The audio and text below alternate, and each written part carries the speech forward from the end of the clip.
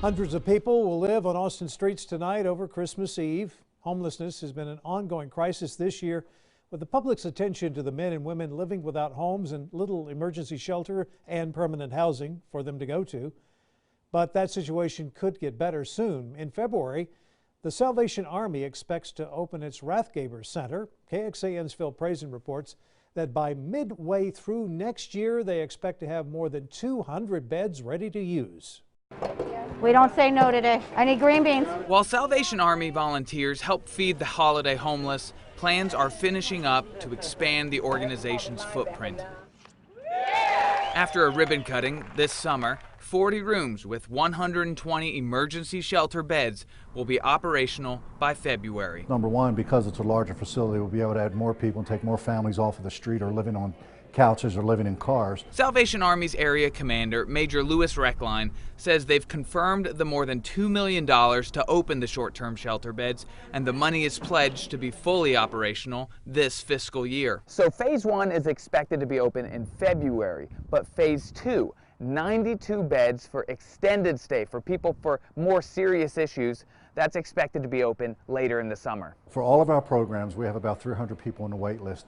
The reason it's taking so long is we still don't have the occupancy permit, and so we're still working to get that taken care of, which is probably just days away. So in the days ahead, they'll do background checks and hire staff. The amount of people they can hire will determine how many full-service beds will be operational through next year. But with a chronic shortage of beds, city leaders say they're thankful for each new one being used. And by the end of the year, they hope to have 63 rooms with 212 beds in use. Phil Prazen, KXAN News. In the past few months, the Salvation Army needed donations to staff and operate the shelter, but things changed after money was donated from the City of Austin, the Downtown Austin Alliance, Dick and Sarah Rathgeber Integral Care, and the Lola Wright Foundation. Austin leaders are trying to buy up hotels and then turn them into shelters. The city started the strategy earlier this month. Council members approved spending $8 million to buy the Roadway Inn near I-35 in Old Torf. A local nonprofit plans to pay for the operational cost of the shelter. Council members have also discussed buying the Microtel Inn and Suites for about $7 million, but they put the vote on hold because of building restrictions near the airport. And last week, a group of property owners sued the city over the potential purchase. They say the city should not be able to change zoning rules in this area.